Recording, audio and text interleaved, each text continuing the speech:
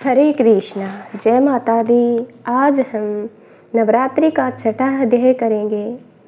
महर्षि वेदा ने कहा, हे देवी, के बात सुनकर दूत क्रोध में भरा हुआ वहाँ से सुरेंद्र के पास पहुँचा और सारा वृतांत उसे कह सुनाया। दूत की बात सुन सुरेंद्र के क्रोध का पारावार न रहा और उसने अपने सेनापति द्रुमलोचन से कहा, धूम्रलोचन, तुम अपनी सेना सहित शीघ्र वहां जाओ और उस दुष्टा के केसों को पकड़कर उसे घसीटते हुए यहाँ ले आओ। यदि उसकी रक्षा के लिए कोई दूसरा खड़ा हो, चाहे वह देवता, यक्ष अथवा गर्दभ ही क्यों न हो, उसको तुम अवश्य मार डालना। महर्षि वेदा ने कहा, शुभ के इस प्रकार आज्ञा देने पर द्रुमलोचन 60,000 राक्षसों की सेना को साथ लेकर वहां पहुंचा और देवी को देखकर ललकार कर कहने लगा, अरे तू अभी शुभ और निशुभ के पास चल। यदि तू प्रसन्नतापूर्वक मेरे साथ न चलेगी तो तेरे मैं केस को पकड़कर घसीटता हुआ तुझे ले चलूँगा। देवी बोली, सुरेंद्र का भेजा हुआ तेरे जैसा बलवान यदि बलपूर्वक मुझे ले जाएगा तो ऐसी दशा में मैं तुम्हारा कर ही क्या सकती हूँ। महर्षि वेदा ने कहा। ऐसा कहने पर द्रुमलोचन उसकी ओर लपका, किंतु देवी ने उसे अपने हुंकार से ही भस्म कर डाला। यह देखकर असुर सेना क्रुद्ध होकर देवी की ओर बढ़ी, परंतु अंबिका ने उन पर तीखे बाणों, शक्तियों तथा फरसों की वर्षा आरंभ कर दी। इतने में देवी का महान भी अपनी ग्रीवा के बालों को झड़काता हुआ, बड़ा भारी शब्द करता हुआ असुर सेना में कूद पड़ा।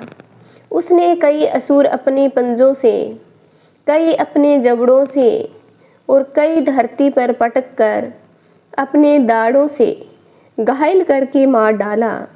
उसने अपने कई असुरों को अपने नखों से पेट फाड़ डाले।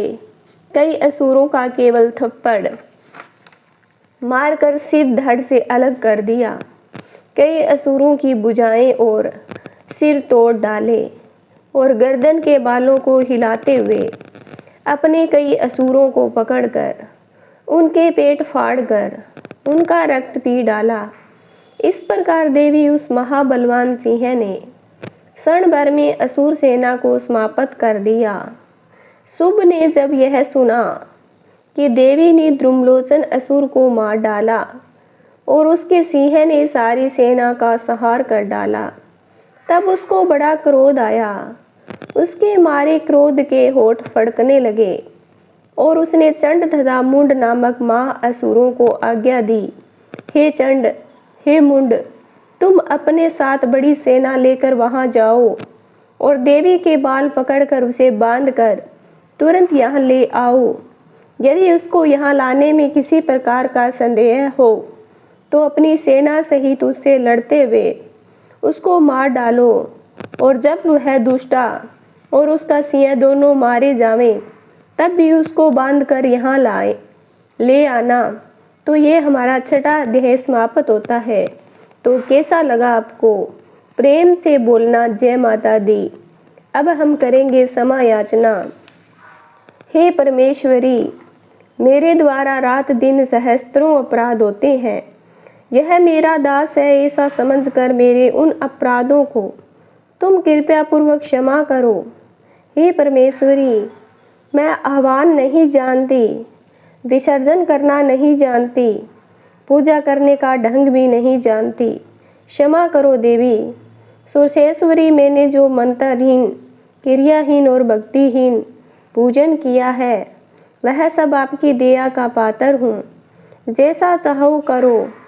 देवी परमेश्वरी, अज्ञान से, भूल से अथवा बुद्धि भ्रांत होने के कारण मैंने जो न्यूनता या अधिकता कर दी हो वह सब क्षमा करो और प्रसन्न हो। सच्चिदानंद स्वरूपा परमेश्वरी, जगत माता, कामेश्वरी, तुम प्रेम पूर्वक मेरी यह पूजा स्वीकार करो और मुझ पर प्रसन्न हो जाओ। ये हमारा समय याचना था, इसलिए हम सारा अध्याय पढ़ने के बाद माता से क्षमा याचना करते हैं। आशा करती हूँ को आपको छठा अध्याय भी अच्छा लगा होगा। आगे का अध्याय देखने के लिए मेरे वीडियो को सब्सक्राइब करना, कमेंट करना, शेयर करना। धन्यवाद।